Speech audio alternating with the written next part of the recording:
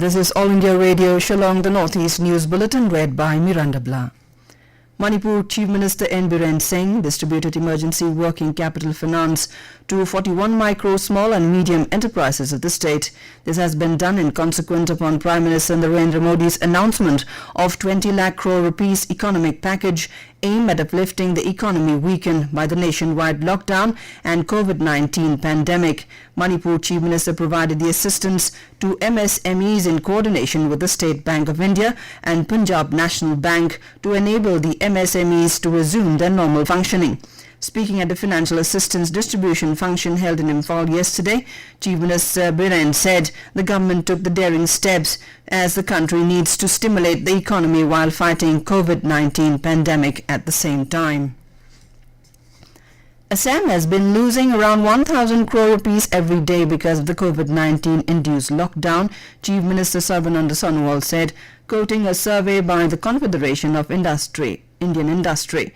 Migrant workers returning to Assam will be trained to develop their skills and absorbed in the state, the Chief Minister said, terming the 20 lakh crore rupees special financial package announced by the centre a game changer. He said around 24 lakh people in over 1 lakh micro, small and medium enterprises in the state will immensely benefit from it.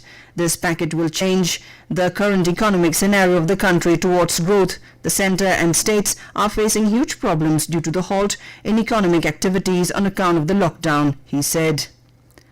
A COVID-19 patient was discharged from the Silchar Medical College and Hospital in Assam after he was declared cured. Health Minister Himanta Biswa Sarma said the state has so far reported 86 cases and out of them 42 are active. While one person has migrated out of the state, 2 persons have died. Happy to share that one more COVID-19 patient, after testing negative successively, has been discharged from Silchar Medical College and Hospital, taking the total of recovered patients to 41, the minister tweeted. A total of 884 people stranded in Tamil Nadu and Puducherry due to the nationwide lockdown returned to Mizoram yesterday. Students, travellers and others arrived at Bairabi railway station in Kolasib district of the state bordering Assam around 10 a.m.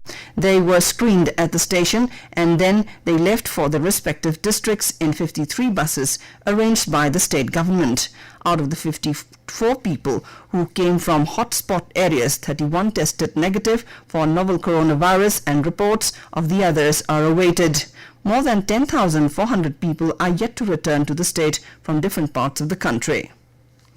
Arunachal Pradesh Chief Minister Pema Khandu has said that every single life is important and all the stranded Arunachalis in other states will be brought back in a staggered way gradually.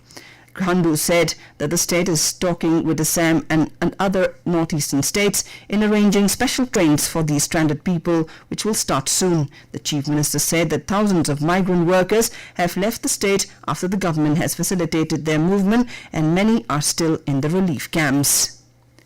Meghalaya Chief Minister Conrad K. Sangma chaired the first meeting of the task force formed to formulate sector-specific strategies for reviving the state's economy. Sangma said the objective of the task force is to look into the prevailing situation and suggest measures for the state's core sectors such as agriculture and tourism. The state should focus on its strength and take advantage of the position and the resources by creating an enabling environment for investment and diversification of trade and business opportunities, he said at the meeting. Right policies for investment in the right sectors with right partners and right people will enable us to have a roadmap to further strengthen our existing industries and infrastructure, particularly for promoting agriculture and its allied sectors, he added. The Meghalaya government has decided to conduct the remaining part of the Class 12 board examinations in June, a minister said. The examinations conducted by the Meghalaya Board of School Education were to be completed by the last week of March, but due to the schedule was affected due to the imposition of the COVID-19 induced nationwide lockdown. The MBOs will conduct the examination for the remaining subjects of mathematics, physical education and statistics on the 8th, 9th and 10th of June respectively, Education Minister Lakman Rimboy said. Rimboy also said no pandemic can deter the aspiration of the students. And with that we end the Northeast News Bulletin, which came to